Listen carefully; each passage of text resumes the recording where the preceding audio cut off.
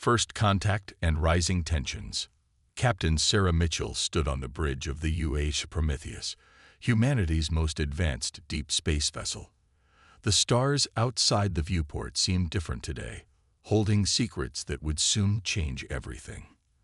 At 38 years old, Sarah had dedicated her life to space exploration, but nothing had prepared her for what was about to unfold.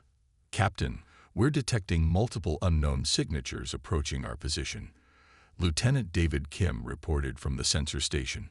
His voice carried the weight of unprecedented discovery. Sarah straightened her uniform and took a deep breath. Time to first contact protocol. "All hands, this is the captain. We are about to make history." The alien vessels materialized from hyperspace with technology far beyond Earth's understanding. 7 ships of varying designs surrounded the Prometheus, their hulls gleaming with materials that defied human material science.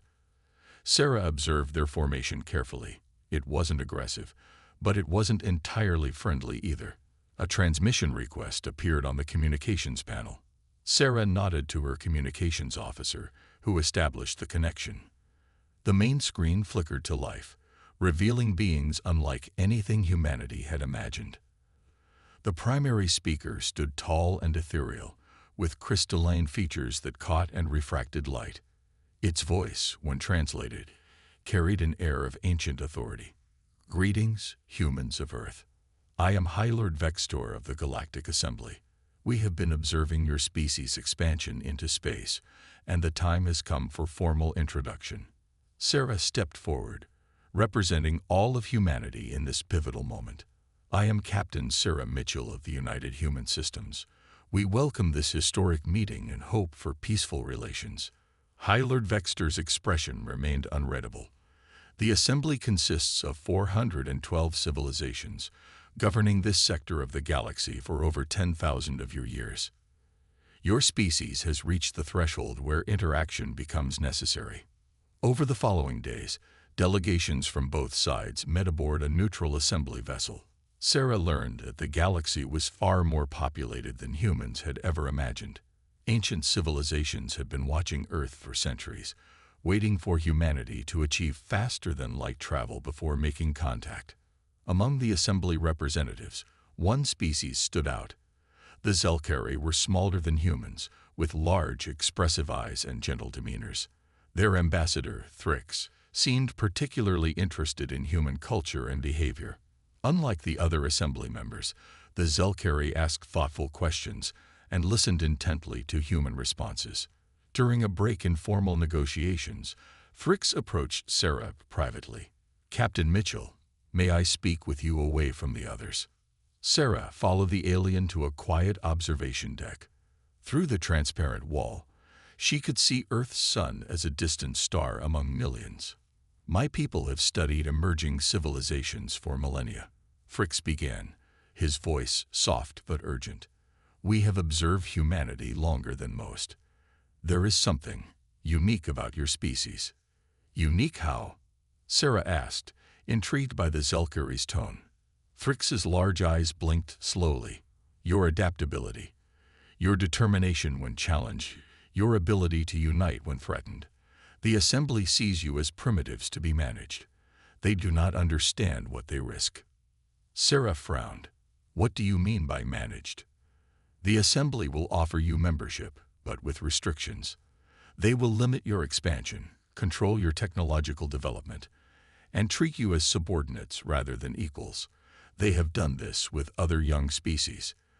Thrix paused, choosing his words carefully. "But humans are different. My ancestors encountered your kind thousands of years ago.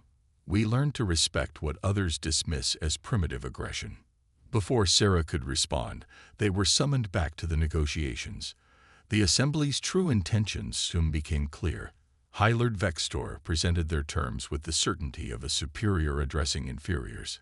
"Humanity will be granted provisional membership in the Galactic Assembly," Vextor announced. "You will cease independent colonization efforts. All expansion must be approved by the Assembly Council. Your military development will be supervised, and certain technologies will be restricted for your own safety." Sarah felt her jaw tighten. With respect, High Lord, these terms seem less like membership and more like subjugation. Several assembly members made sounds that their translators interpreted as dismissive laughter. An insectoid representative spoke up. Young species always resist guidance. You will learn that the Assembly's wisdom protects you from your own inexperience. Dr. James Chen, Earth's lead scientist in the delegation, leaned forward. What if we refuse these restrictions? The temperature in the room seemed to drop. Vexter's crystalline features darkened. Refusal is not an option. The Assembly has maintained peace in this sector for millennia. We will not allow an unregulated species to disrupt that stability. Another Assembly member, a being composed of swirling gases contained in a humanoid form, added, "Your most advanced vessels cannot even achieve proper hyperspace navigation without our guidance. What could you possibly do against the combined might of 400 worlds?" Sarah noticed Thrix subtly shaking his head, his expression troubled. She stood, addressing the Assembly with careful diplomatic language. "We need to consult with Earth's government before accepting any terms. This decision affects all of humanity." "You have one of your solar rotations," Vexter declared. "The Assembly's patience is not infinite." As the human delegation returned to the Prometheus, Sarah's mind raced. The Assembly's offer felt more like an ultimatum. In her quarters, she found a message waiting. Thrix had somehow bypassed their communication systems to send a private warning. "Captain Mitchell, the Assembly has already positioned restriction forces near your colonies. They plan to enforce their terms regardless of your answer. Please, do not underestimate them. But more importantly, do not let them underestimate you. The Zelkari remember what others have forgotten. Humans are most dangerous when cornered." Sarah called an emergency meeting with her senior staff. The mood was tense as she shared everything, including Thrix's warnings. "They're treating us like children," growled Commander Angela Torres, the ship's tactical officer, or worse, like pets to be trained. "But their technology is centuries ahead of ours," Dr. Chen pointed out. "Can we afford to refuse?" Sarah looked around the table at her crew, seeing the same mixture of anger and uncertainty she felt. "The question isn't whether we can afford to refuse. It's whether we can afford to accept. If we agree to their terms, humanity becomes a permanent second-class species." Lieutenant Kim spoke up. "Captain, I've been analyzing their ship configurations. They're not just escorts. They're containment vessels. They came here prepared to enforce their will."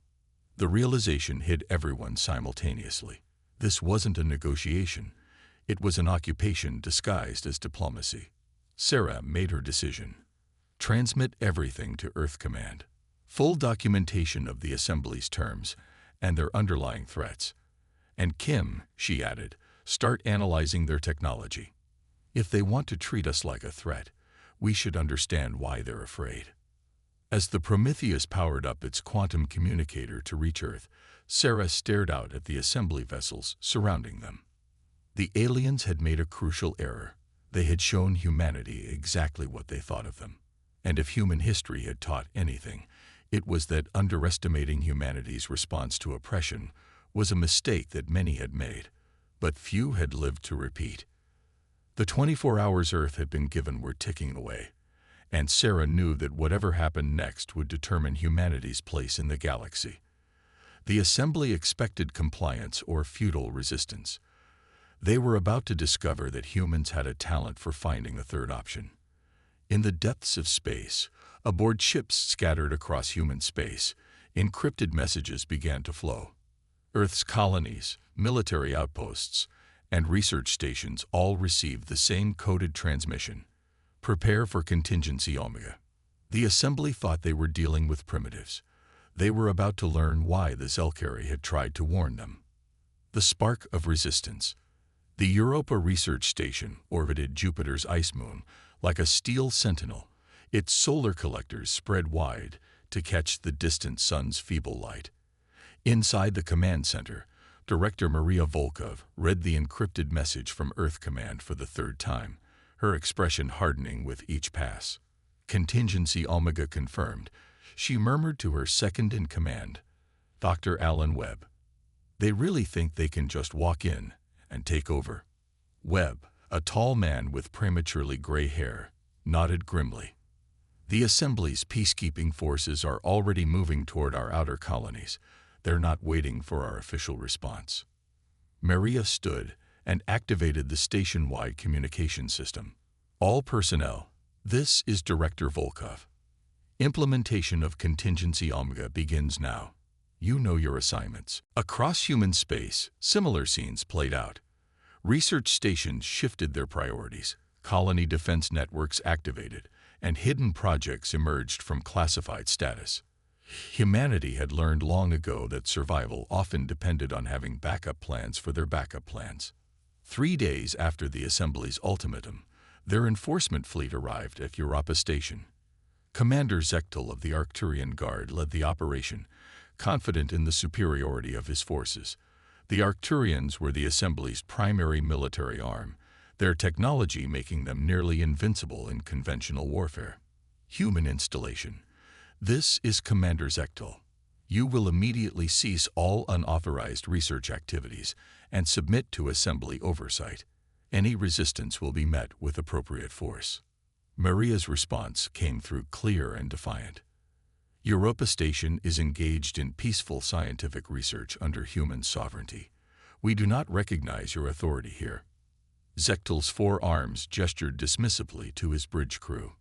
"Predictable. Begin containment protocols. Disable their defensive systems." The Arcturian vessels moved forward, their weapons powered down to non-lethal settings. They expected token resistance at most, perhaps some outdated projectile weapons or crude energy barriers. What they encountered instead made Zechtel's secondary hearts skip a beat. Europa Station's outer hull suddenly rippled like water, revealing a latticework of unknown technology beneath. Energy readings spiked beyond anything the Arcturians had seen from human technology. Before Zechtel could issue new orders, his ship's propulsion systems simply stopped. "Commander, all engines are non-responsive. We're caught in some kind of quantum field," his operations officer reported, panic edging into his voice. Similar reports flooded in from across human space. Assembly forces approaching Mars found their hyperspace drives mysteriously malfunctioning. Ships sent to Earth's moon discovered their weapons systems locked in diagnostic cycles. Near the asteroid belt, an entire Felorian squadron reported complete navigation failure. On Earth, the Assembly's liaison, Ambassador Valon, demanded answers from the United Earth government. President Elena Rodriguez met with him in the newly constructed Global Defense Center, her expression carefully neutral. "Your forces are experiencing technical difficulties," she asked innocently. "How unfortunate. Perhaps your technology isn't as reliable as you claimed." Valon's scaled skin flushed purple with anger. "Do not play games, human. What have you done?" "We've done nothing aggressive," Rodriguez replied. "We've simply activated defensive measures to protect our sovereignty. Your own ship's logs will show we haven't fired a single weapon." Meanwhile, aboard the Prometheus, Sarah Mitchell watched the unfolding situation with grim satisfaction. Fricks had managed another private communication, his agitation visible even through the hologram. "Captain Mitchell, you must understand. The Assembly will not tolerate this defiance. They will escalate." "We're counting on it," Sarah replied. "Tell me, Thrix, why did the Zulkari really warn us? What did your ancestors see in humanity?" Fricks was quiet for a long moment. "They saw a species that turns necessity into innovation, that transforms disadvantage into strength. They saw what the Assembly refuses to acknowledge, that humans become more dangerous, not less, when constrained." The escalation came swiftly. High Lord Vextor convened an emergency session of the Assembly Council. The crystalline chamber on the Assembly's capital ship buzzed with outrage and disbelief. "The humans have deployed some kind of quantum entanglement defense," reported the Felorian science minister. "Our analysts don't understand how they achieved this with their limited technology." Limited technology.